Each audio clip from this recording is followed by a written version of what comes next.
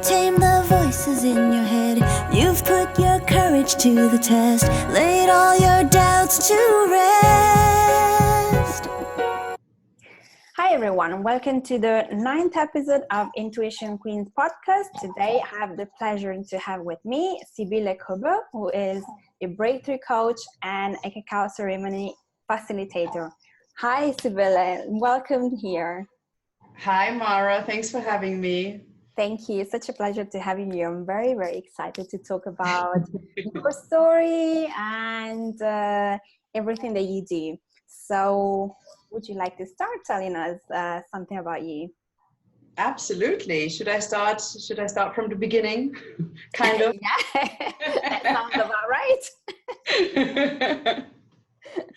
So I know this is all about my journey, how I reconnected with my intuition and how I sort of managed to live a life in unison with that. And my story is that I always had a clear intuition, but I always chose to ignore it just because it was easier that way. And I believe that I grew up with a certain set of values and belief systems and ideas of how I should live my life. And so for the first part of my adulthood, I literally just followed that through.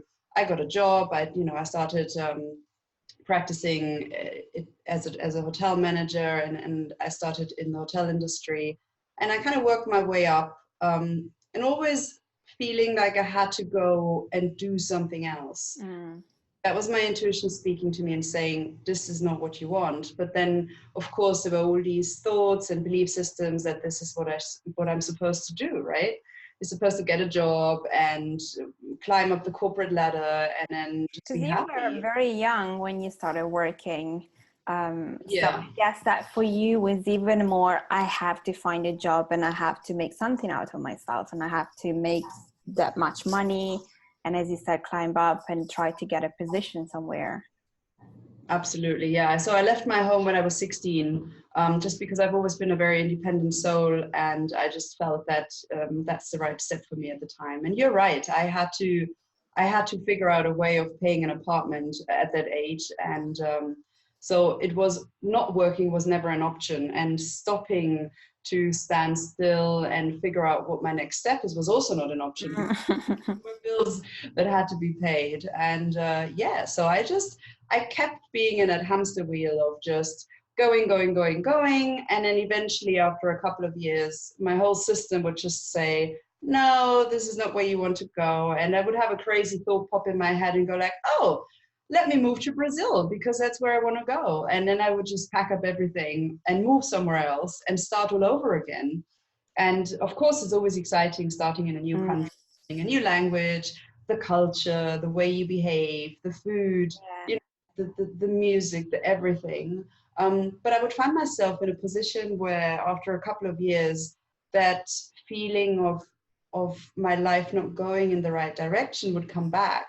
And so I then had to change things again, which would then be typically the time when I moved again, either countries or jobs. And, it would just be a constant forward of the same thing. Like, was it like for you more the need of moving country, or it's because you didn't feel you belong where you were? What do you think was the thing? Because you moved quite a few countries, normally when people feel like, oh, this is not my job, maybe I change career, maybe I go on the you can completely move country, which is a complete different level. I think it was a couple of things. Certainly the belonging was a thing, just because my dad is German, my mom is from South America, and for the longest time in my life I was kind of a little split of where I belonged to, because back in Germany, of course, it's my country and I grew up there and I speak the language, but it was always very noticeable that, I'm not just German. When I was abroad and I was in South America, it was always like, oh, she's the German girl. So, I was kind of moving around trying to find my way, but it was also just because I felt like I can't continue the way that I was living life. And drastic changes have always been super easy for me. There's the tiny subtle changes that I had issues with, but to pack my apartment. That's funny. It is really funny. Yes, I know. But it's one of the easiest things for me to just and dive in a completely new culture, and get to terms with the language and everything surrounded by it, and to do with it. But yeah, it was just, I felt like I can't go on like this anymore, and I had to change something in order to feel alive, and in order to feel like, like I was being on my path, even though I was kind of surpassing my spiritual teachings at that time. Yeah, and I think it's right that you say this, because the fact that you said that you were feeling alive, it is you being on your path. Of course, then there are situations where you don't understand exactly what you're doing, where you're going, but at least you weren't staying in a situation that you knew was not the right one for you, where you felt miserable. Change for the excitement and the new things, which lasted for a while, and then of course, because that wasn't your path, you had to find a different way. That is really interesting, because I think a lot of people tend to stay where they are because they are supposed to do that, and the aliveness is gone, and then they struggle to find out what is it they could possibly do, because they are so stuck into that frustration. Instead, if you keep moving, at least you're doing something, you're exploring, and maybe you get to a point where you find something. Yeah, I think there's merit, but I think there are pitfalls and dangers in both approaches, because obviously if you get stuck into a situation where you don't want to move out from, you're also holding yourself back from your personal growth and extending your comfort zone, and trying to find new ways of really reaching where you want to go. But also I realized now in hindsight what I've done when I kept moving, I kept jumping around. I was always just trying to find it was always just short fixes. It was always just a certain amount of time that everything was good again. And then I didn't really want to look at myself, which is, I had to change something again to give myself the feeling of, now it's going, now it's a new country, it's a job, everything is new. And yes, this is it, until that familiar feeling hit again. So yeah, it's well, eventually I couldn't go on much further anyway, but yes. And so you moved to Brazil, and then what happened from there? So I moved to Brazil, and then my whole world came crumbling down again when I realized that, also I wasn't home there in South America, and also I wasn't feeling like this is where I belong, and this is where I want to be. So I moved back to London, and for a few years, I was kind of staying put. I wasn't moving countries, I was just moving jobs. And I climbed up the ladder, and I started earning more money, and I started having jobs that are, that look really good on your CV. I realized that, eventually I got to the point where I turned 30, and I was like, okay, this is not how I imagined it to be. In my wildest dreams, when I was 18 years old, I was imagining that by 30 I would be married, and I'd have 2 kids and a beautiful house, and I had none of it. And I was a bit like, okay, well, now since I don't have any of it, let me just travel the world. And so that's what I've done then for 18 months. And I just decided to do things I really wanted to do and combine them in a trip around the world, which was absolutely beautiful. But once again, it was a bit of a bypass, in the sense that I let myself have so many beautiful moments and situations and meet so many new people that it was constantly on the go, and I was constantly busy. So I never had the time to actually calm down and figure out the next steps, which was, quite tiring towards the end, which is then after 18 months, I decided to come back to London when I had another job offer. And I think that's when my journey changed slightly, because London has always been my home, and I absolutely loved living there. I started doing yoga, and I know this is a story how, many people really start their personal journey back to themselves, but it happened so slowly that I didn't even notice what was happening. For me, I was feeling really good when I was in a yoga class. My body felt really good, and I started getting lean, which obviously at the time I was like, yay, fantastic, I'm fit, I feel like I can take on the world.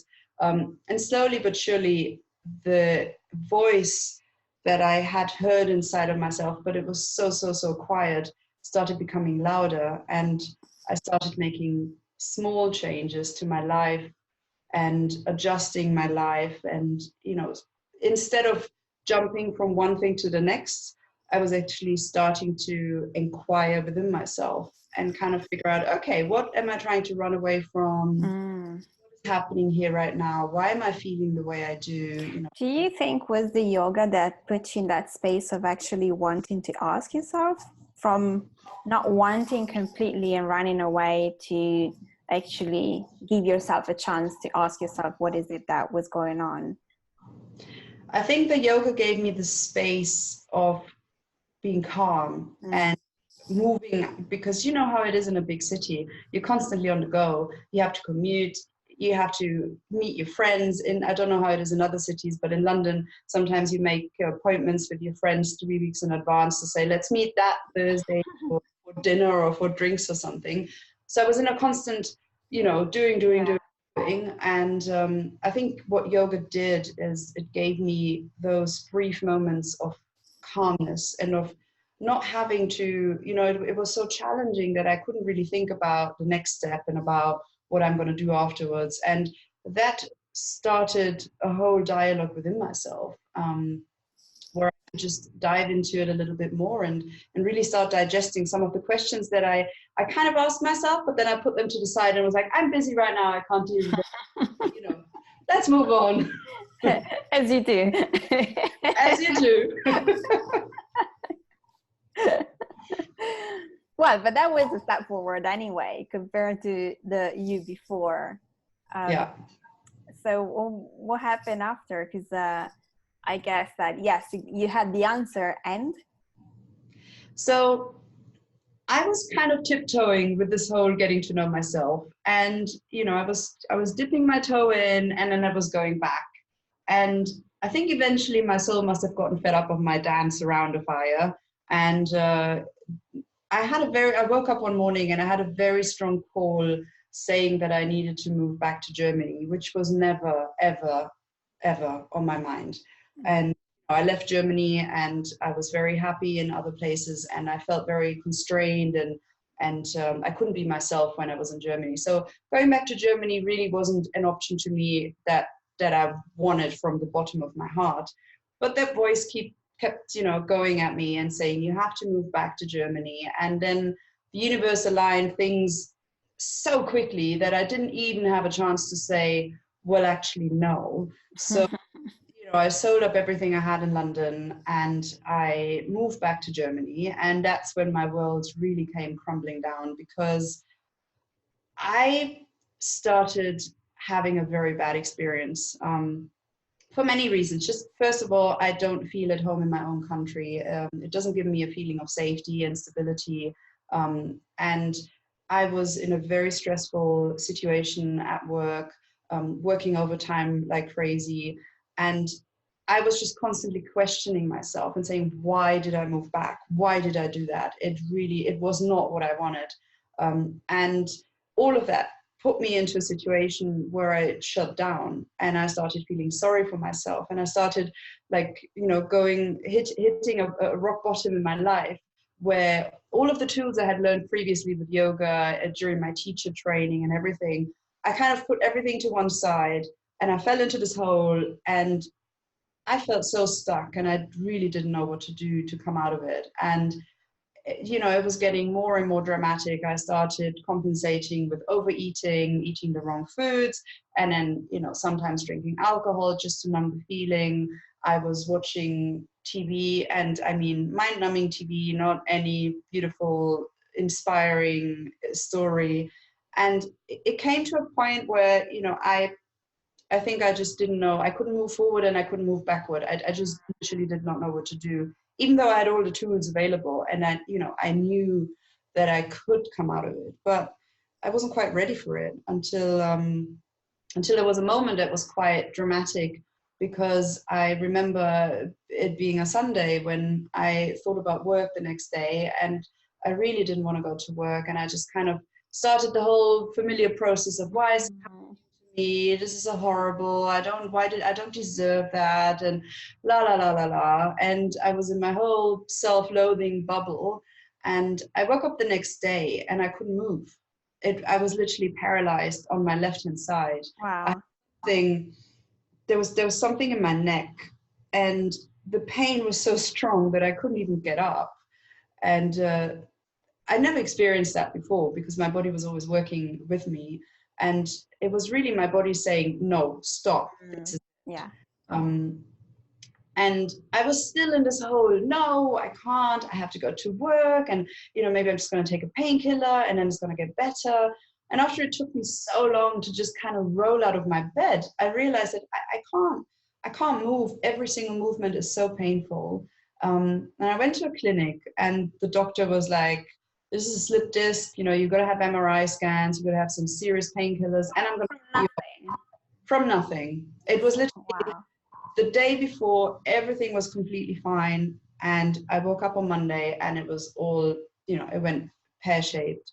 And I remember being in the clinic and kind of thinking to myself, yeah, you write me off from work, but I'm still going to work from home anyway, because, I have so much to do. And I was having this whole, what do you call it? The syndrome when you feel like you're the master and you have to save the whole world and the company's not going to work without me. And company's not even yours, but yes, you have exactly. all the responsibilities. They can't do it without you. So one of my colleagues from work told me to go to a chiropractor to check out what's happening. And at the time I had done an MRI scan, but we didn't have any results yet. So the doctors were just basing their, voicing their idea that it might be a slip disc. And the chiropractor checked me out and he checked out my body and he looked at me and he said, there's nothing wrong with you. And I'm like, I'm in excruciating pain. How can you tell me there's nothing wrong with me? He said, it's not a slip disc. I can't detect a slip disc. It's not, your muscles are fine. Everything is fine. This is something psychological. This is, are you in a stressful situation? Are you like, and I was like, yes, but. And that was the moment that really kind of switched things for me because I knew, being a yoga teacher, I knew that my body was talking to me. I knew, looking back, it was talking to me for a long time.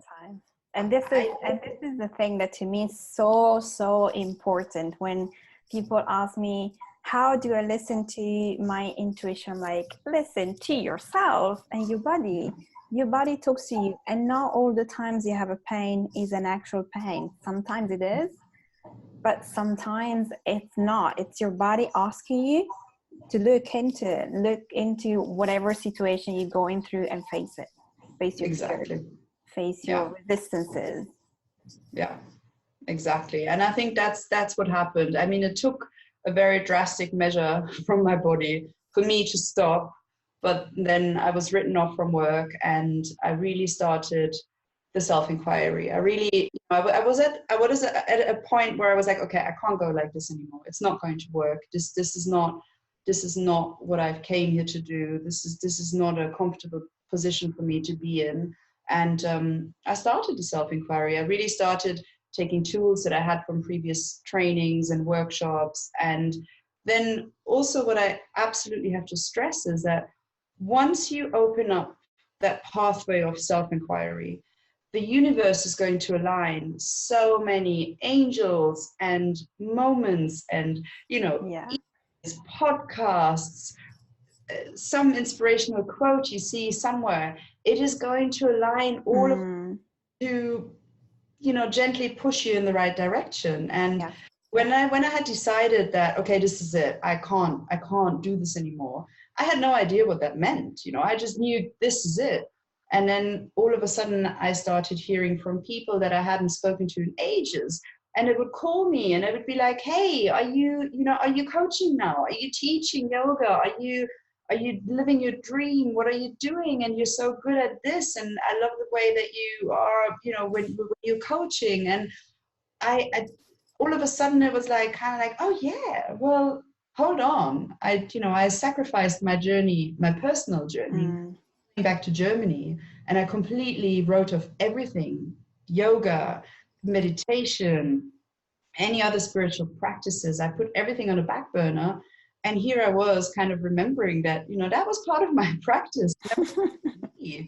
And I left it behind. And so I slowly started picking up things again. And I changed my work situation, because I just realized that I can't go on like that. I can't have a job where I'm doing so many things at the same time and I'm traveling like crazy. And so I spoke to my boss, and him and I worked together to really find a solution that worked for me, where I would be able to work location independent and cut my hours. And we also cut, so the job that I was doing, we also slightly changed the job description and then started employing people. So now it's about, I think, 3 people who do the job that I used to do by myself. Wow. Yeah. And it was, what then followed was a path of healing, really. That's what I call it. And self-inquiry and trying to understand what I actually wanted and what I actually liked, and how this all should look like, because you know, and this is the thing, what you want and what you like, because if you don't do things that you like, you're never going to move forward, because you're going to get to a point where you're going to start to be frustrated. But if you like doing something, you're going to find maybe a roadblocks, but you're going to be easily able to move on because you like it. So you're going to find a way to move through. Yeah, it's igniting that passion inside of yourself. And, you know, I think that passion can turn out in so many different ways. It can be on the one side that, yes, you become a yoga teacher or you become a coach or a healer, but it could also mean that, you know, you are becoming, you're diving into your creative, artistic side. And it could mean that you are just really diving into being an absolutely wonderful mom and trying to provide everything possible on a spiritual, emotional, and physical level for your kids. It could mean so many different things. It doesn't have to be path, you know, it has to be your path. That is the and then as we move through, you might discover new passions when you start doing something new and something different. So it's not that they have to stay as they were years back. They can change or they can be renewed, but at the same time you can find new passions. So as long as you keep at that aliveness that you were talking about earlier, where, you know, you keep doing things that make you feel alive, and passions are part of feeling alive, because you do something with everything that is within you. You're so happy to do something that you're just going to put all the effort that you can, especially when you decide to make it a business. But even if you don't, just going to a yoga class, you're not going to be like, oh, it's raining, I'm going to want to go. So, exactly, definitely. So what happened after that is I just sat with myself. And that's really and honestly what I did after all the years of hustling and, you know, moving and doing things and running from A to B and being busy and just doing all the things that I thought I had to do.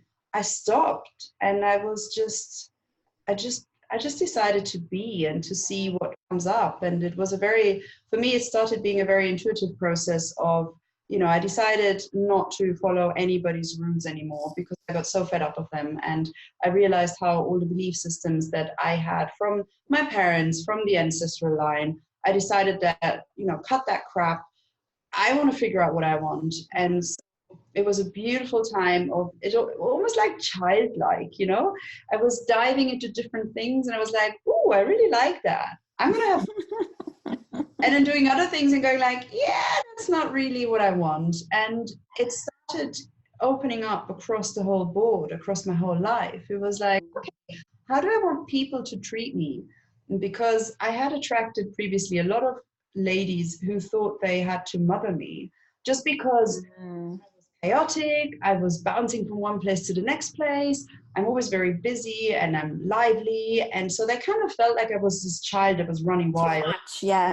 Yeah, and they needed to provide for me, and they needed to make, you know, sure that everything was okay. And I came to a point where I was like, I don't want to be treated like a child anymore, because all of my bubbliness and liveliness, I kind of, you know, master my life. So didn't need anybody to tell me what I should do or how I should do things. So I started to put up my boundaries where I realized that I needed them.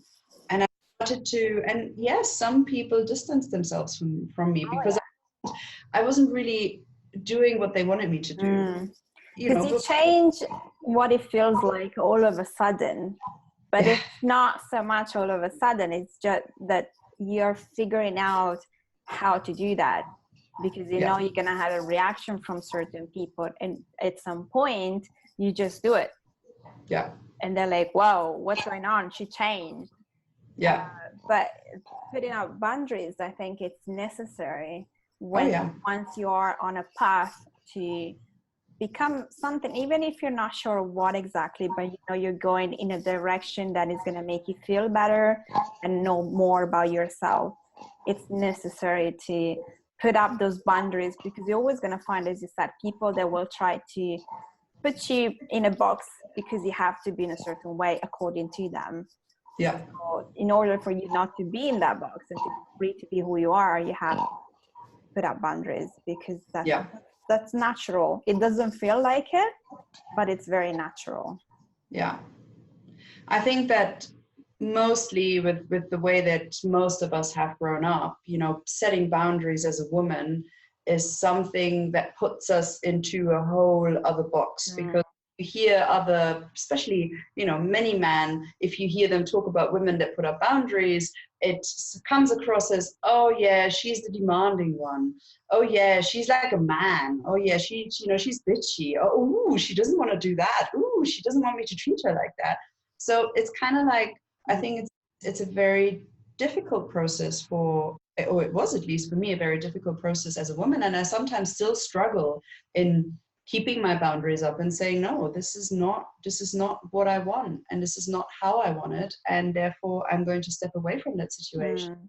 But for me it was crucial, because on so many levels I had said yes, and I had just allowed other people to treat me, and it was a codependency in the end. You know, I know that I allowed it to happen, but I got to a point where it was like, well, actually I don't want that anymore. I don't, you know, I'm kind of done with that. And you're awakening. Your body started to awaken, be like, enough. Of course, you were following a process, or was your intuitive process, and you were taking step by step, which led you to be like, enough. I need to. Also, because you change in the meantime, and you learn what is it that makes you feel, as you said earlier, what makes you feel better, what makes you feel good. I said you don't want any more of that. Yeah. And it was a lot of trial and error. I think it took me a good 2-3 years to kind of figure out what it is, because for so long our bodies and our minds and our soul lives in a constant, you know, struggle. At least for me it was, of what is expected of me and what I actually want to do. And those two things many times didn't work together, you know, they didn't go hand in hand. So I felt myself bouncing back and forth, and especially with the expectations that, you know, certain people, including my family, put on me, and how I wasn't fulfilling them, and how I was just trying to feel my own. But I also have to say that there came a point when I became totally and utterly clear of who I want to be and who I am and who I always was. Exactly. Myself to be.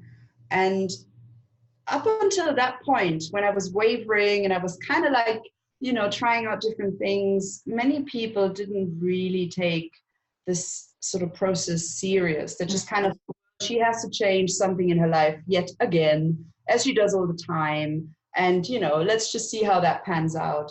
And I got to a point where I was so clear that all of a sudden people around me started taking that serious. And I'm like, oh, something's different, because my energy got to a point where it was like, okay, no more bullshit, no more, you know, don't put on me what you don't want to see in yourself. Don't keep judging me or being jealous of my lifestyle just because you don't want to put in the effort to have it. Exactly. No, I'm not having that. All of a sudden, everybody started taking me serious. And it was a beautiful moment when my parents came to my first cacao ceremony back home in Germany, and they actually participated. And, you know, now everybody starts asking me questions about what I do and what I think about this situation. And it's really come full circle where all of a sudden, you know, I'm being accepted for me with all the quirks and with everything that comes with me. But I also realized that I was so wavering about who I am and what I want to be and how I want to be and what this whole mess should look like, that obviously people around me didn't take me serious either. And it was just... Yeah, but it's also because you were off balance. So Yeah. while you were trying to figure that out, they also felt probably, it's kind of like when you feel like a movement, you're like, where is this going? Like, I don't want to be in this crazy energy. And then all of a sudden you're centered and you know who you are, you know what to do. And people are like, okay, she's different. I can be with her because I feel she's calm. So yeah, of course your energy changed. But you mentioned the cacao ceremony, and so I want you to tell us what is it, how it works, why people should come to your cacao ceremonies, because I can tell you guys, she is amazing. Aside from the fact that you also drink proper natural cacao, but she's gonna tell us. So yeah, cacao ceremonies are absolutely amazing, and they're an ancient tool to connecting with your heart and your intuition and allowing yourself to have the space where you are getting so calm that you can actually hear yourself talk, because we all have this part of ourselves that talks to us. You know, whatever you want to call it, your higher self, your intuition, your heart, your core, God, I don't really care what you want to call it, but there is a part inside of you that tells you what's right for you. And we choose not to listen. We choose to be too busy in life because, you know, it's more comfortable and whatnot. And a cacao ceremony is just a beautiful way of getting you reconnected with that feeling. And so cacao has been plant medicine in Central and South America for many thousands of years. And originally it has been used to really connect and center yourself again. And they called it, you know, the connection to God, but I see God in every single person of us. So it's really the connection back to yourself. And he said it's 100% natural, non-GMO, authentic cacao from Peru that I use just because I'm half Peruvian and I love that connection to my country. And it's a few hours of calming down, being in company, having a circle of people with similar intentions there to really dive deep into themselves and holding the space with you. And at the same time, you have your individual journey where you can just become so calm to kind of understand what's going on the inside. So it's a beautiful time out to reconnect with yourself and cultivate that feeling of living in tune with your intuition. And I agree. And I feel it really does connect you to yourself, because even for a person like me, that I go about as the intuition queen and I talk to my intuition and all that, every time I have a cacao ceremony with you, there is something else that comes up, because I also have my resistances. It's not that I always, it's natural. We have it. We are busy looking into something. We don't want to look at something else, but then at some point you kind of have to. And it's a good way to really calm yourself down. If you've had a stressful moment, if you're in a situation where you're a bit out of energy, and it really reconnects you and calms you. And then you come out there like, oh, okay, right. Yeah. Okay, I understand this. So definitely. But you also do coaching. So what kind of coach you are, and what kind of people you help? How can we find you? Tell us a little bit more about it. So I do individual coaching, and I also run workshops that are more like a group coaching environment. And the individual coaching, it's called breakthrough coaching, and it is really about breaking through your own limitations and your barriers and everything that you built up around yourself to block yourself from truly blossoming. And I see it so many times, and I saw it with myself. There's so many different aspects that you have to bring into it. So my coaching is really centered around the fact that you will figure out your shadows, your limitations, your belief systems that may hold you in a place where you feel like you can't move forward. And then once we figured out all of that, we really concentrate on reconnecting you with your intuition and your heart, and really building up, because it is like training a muscle. It's really building up that connection constantly on a daily basis, nurturing it, and not just when you have a big life decision where you need somebody to kind of like come in and say, yes, no, go that way, or do this. It's the daily little bits and pieces that allow you to fully stand in your power and live from the heart. And then the third big piece is to really truly find out where you want to go in life. And this could be a specific goal or just a direction of how you want to feel. And we really pull everything together at the end, which is a beautiful roadmap of finding your path, but also being totally aware of what's holding you back. Because as you said, we always have things come up. I think the moment that we are totally and utterly in peace with ourselves is when we leave our bodies. Yeah, exactly. Then, there's always something happening. There's life circumstances that change. You might get married, you might have a kid, you might lose people around you, you might lose your job, you might be scared to death by an accident. There are so many things that can happen and switch your life just like that, let alone all of our shadows and all of the things that are bubbling up in our head on a daily basis anyway.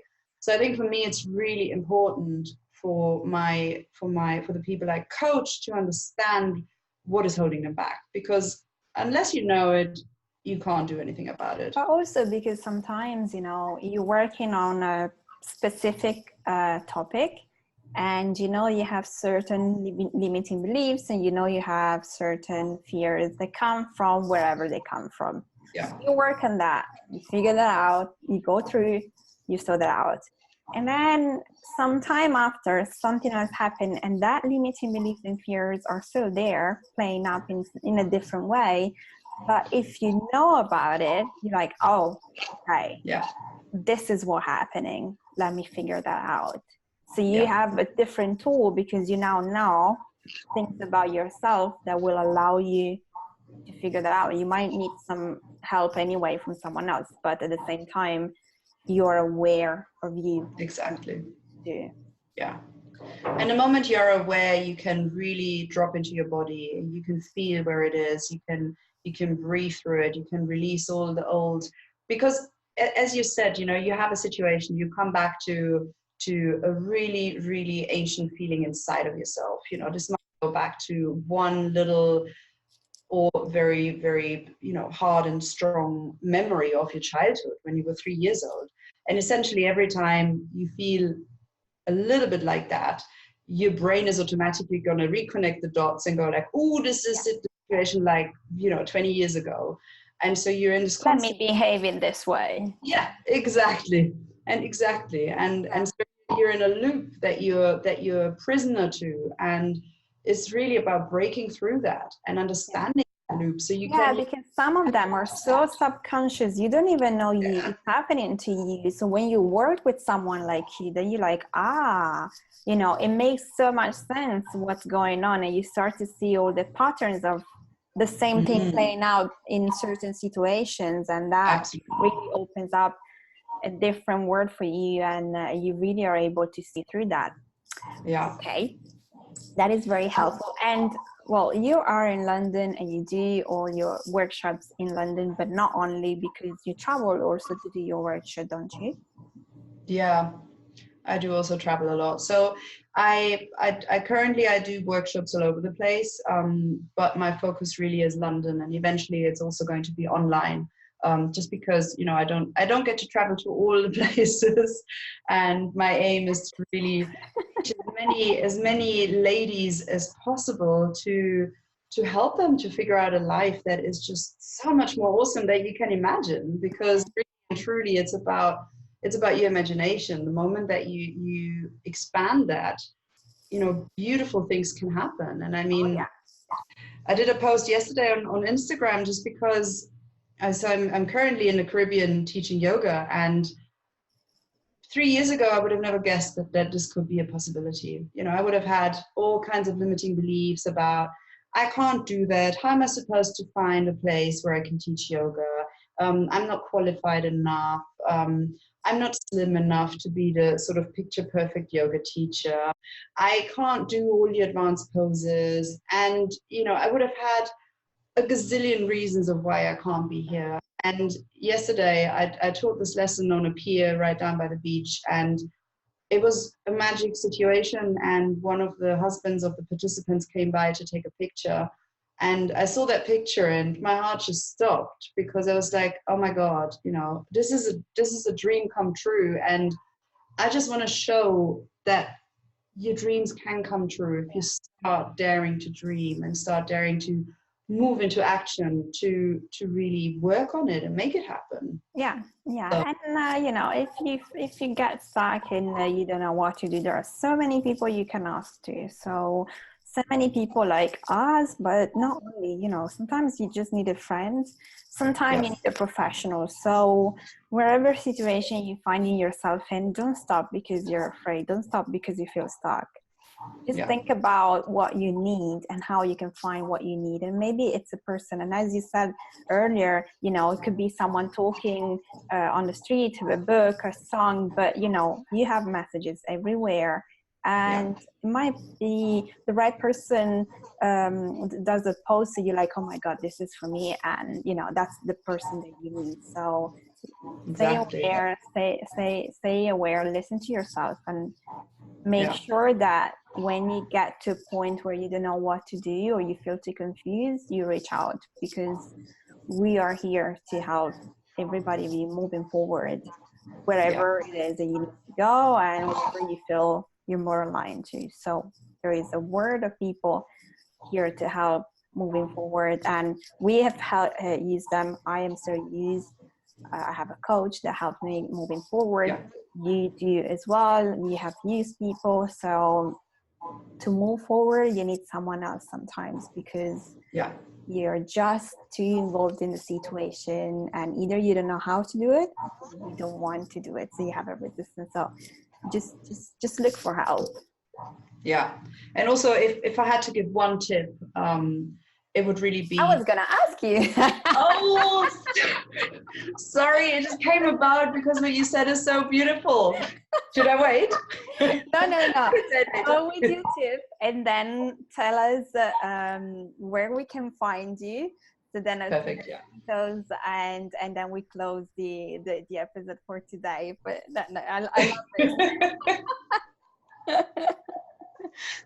Well, the one tip that honestly to me is worth gold and has helped me so much in my personal life is to truly build a support net, you know, a support sort of surrogate family around you. Because I have many friends that aren't on the same path as me. They aren't called forward to help other people. They aren't called forward, you know, to do what I do. And now sometimes when I tell them about my plans, what I get is a lot of, yeah, that's amazing, but ...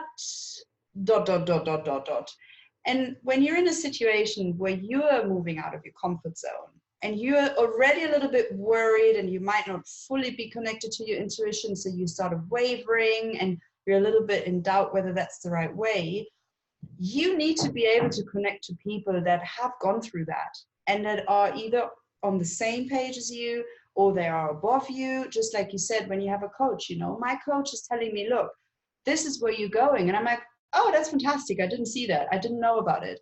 And then, you know, we work out the steps to get to where I want, obviously in line with what feels right for me. But it is so utterly important to have your support net. And that's also part of why I created workshops and group circles, just because when you can connect and exchange your thoughts, your doubts with people that say, fuck it, go for it. Why don't you try ABC? How about, I know a friend who's gone through that. Let me connect me to her. It will change the world for you. It will literally change the world for you. If you continue solely being surrounded by people that are on the same energy that you are trying to leave, you're always going to be pulled back. So it's not to say that you have to change your whole friends and, you have to say goodbye to your family. Absolutely not. But it is important to have somebody by your side that is going to support you and is not going to put more doubts or fears into you, as you already have inside anyway. Yeah. And I'm glad that you talked about this, because this is a topic that comes up pretty much in every episode, and everybody's saying the same thing. Yeah. So it is true. You are changing something inside of you. You are transforming to be a better person. And some people around you might not want to be on that path, but they still feel the need to tell you what is it that you shouldn't be doing, or they just don't understand you. Simply, they just don't understand what you're doing. So they can't have a conversation with you because you're going through something that they really do not know what that is. Yeah. So look for people, and you can find them in your local community, but even online now, it feels weird. And I used to be the first person to be like, online, no. But through the fact that I am interviewing other people and I am part of different groups, and I have my own group, you meet people that are exactly what you need, and the connection that you can have with those people when you have something going on and you talk about it and they understand you, they support you, instead of being like, oh, I don't want to hear your problems, because there is also that kind of so just look for your soul tribe, or however you want to call it, but that kind of people that you're choosing because they are on your same path or understand what you're going through. And well, you can still go out with your friends, and of course you're going to be with your family. It's not that you have to remove them from your life unless you want to, but it is important to have a safety net around you, because otherwise you're always gonna, as you said, stay there, and it's going to be more difficult. Absolutely. Yeah, I agree. Okay, now tell us where we can find you, online, offline. So online, you can find me on Facebook and Instagram. My Facebook is Sibylle Koelbl Coach, and I'm sure you're going to have the spelling below because it's not the easiest of all names. Yeah. And it's the same on Instagram, and in person, you can find me in London. I'm doing a absolutely amazing collaboration with where Cacao meets Family Constellation, and we are going to deal with the feminine ancestral line going back, and the issues that or the kind of blocks that came or come with that. That's going to be on the 2nd of November. Then I am going to do a women's retreat in Berlin, which is the 24th to the 26th of November, which I'm doing with a friend. And there's going to be a few more ceremonies if you sign up, or if you so go. If the listener and the people watching go to your website, can they find all the information about you? Absolutely. Okay. Absolutely. So okay. Yeah. And I created a new group program, which is called Unleash Your Urban Goddess. And I'm super passionate about it because it's a very touchy feeling. And many people go like, oh, I don't feel like a goddess. And I don't know what that means. And, what am I supposed to unleash? And it is truly a whole day of you getting to know and understand yourself and find strategies and tools to move out of where you are right now. And I call it, upgrade your life from not too bad to fucking fabulous. And I know I love it. It's a bit like, what? Fucking no. It's not about being a light and heart and, oh my God, life is so beautiful all the time. But it's really about moving outside of your comfort zone and embracing who you are and truly, authentically living that, whichever way it looks like. You don't have to become a coach, and you don't have to change the world, and I don't know, it's just, be true to yourself. And that's the real feeling that I'd like to convey to the ladies. And I have one coming up in January, which is going to be all about setting the path for the new year. And we'll see if I can manage to squeeze another one in sometime this year. Okay, well, all the information will be in the notes anyway. So if you go to her website and you're interested, just go and check, and you see all the events. And you can follow her on Instagram, on Facebook, and everything is there. Yes. now. Well, Sibylle, thank you so much for this. I love this episode. Thank you. So thank you. And thank you everybody for watching and for listening. If you feel like get in touch with someone in the community and like-minded women, I have a Facebook group that is called Passion, Power and Purpose. You will find some training, some exclusive interviews, and just, you know, connect to other women from all over the world. It's not just in London. So just check that out, and it's just nice to be around people that get you. And thank you so much to everyone for watching and listening. Thank you again, Sibylle. And thank we'll see you in the next episode. Thank you. Absolutely. See you soon. Bye. Thank you. Bye. Your mind is clearer than before. Your heart is full and wanting more. Your future's at the door.